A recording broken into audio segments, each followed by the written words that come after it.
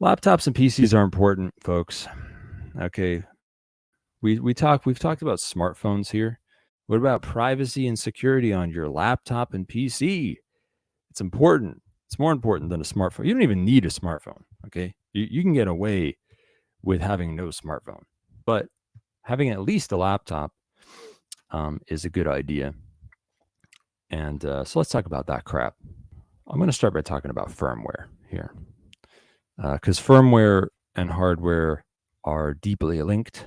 That's why it's called firmware, even though firmware is really just software. It's software that is linked to your hardware. It's on your hardware on a lower level than the software that you mostly interact with, and you don't update it or change it as often. But you are now. You're going to change it now after I tell you what's wrong with it.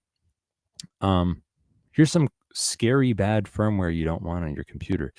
Well, you don't want closed source firmware. So just like you want open source software of various kinds, you also want open source firmware, which is basically the same thing.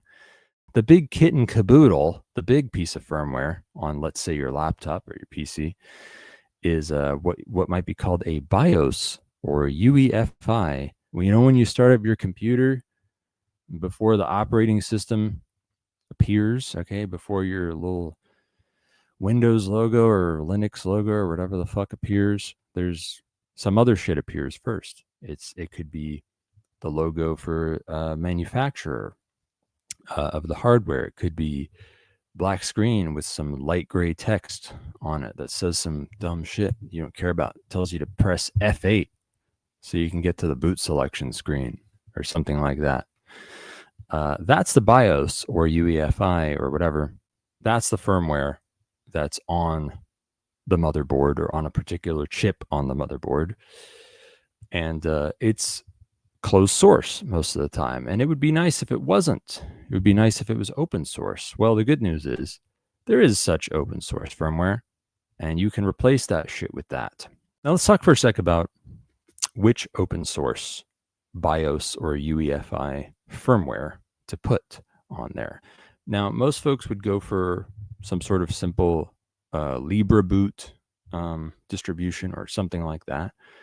And it's pretty straightforward. It just works, and you never have to touch it or think about it, just like always with the firmware.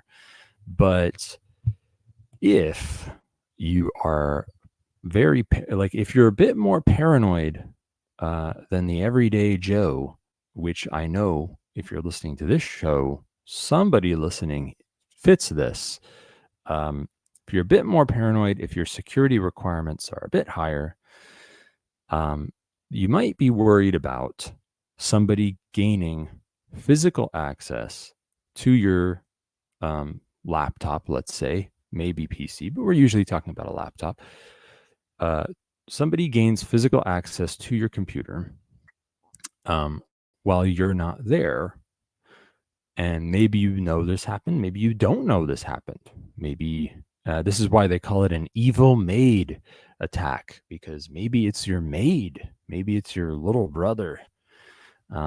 Whatever. That's called an evil maid attack. Somebody has physical access to your computer, and they do something funny with it. So if you're worried about this kind of attack, the evil maid attack, you're worried that the bludgies sees your computer and you're under a serious investigation where somebody might actually hack your computer. You're worried about Lord knows what. You're worried about somebody gaining access to your computer when you're not there. You don't even see that it happened. Do you ever leave your computer unattended? It could happen. It probably won't, but you're a paranoid freak, so you're worried about it anyway. All right. So what do we do about that? Well, there's an answer here in the form of open source firmware that is not your everyday LibreBoot firmware. It's something called HEADS, okay, HEADS, like what you give to people for $5 bills in the alleyway, okay, HEADS.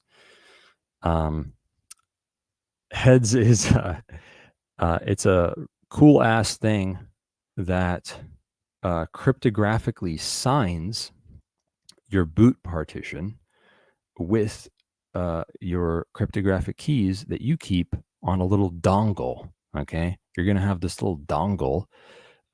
You can buy an open source, you can buy an open hardware cryptographic dongle from NitroKey. There's a NitroKey, NitroKey. You stick that in there, use your cryptographic key to sign the boot partition. Then next time you start up your laptop, you stick that thing in there and it blinks green. So not only does heads show on your screen, and it says, yes, this shit is cryptographically valid. Nobody has tampered with it. That's how it works. It's super fucking cool. Is it easy to configure? No. Really bad documentation. But if you want this kind of security, totally get jamming to install. When you go to libertyunderattack.com/Thane and you buy a fucking ThinkPad there or something, all you have to do is ask Jammin to put heads on it for you. And maybe he'll even configure it with a cryptographic dongle for you, or he'll walk you through doing it or something like that.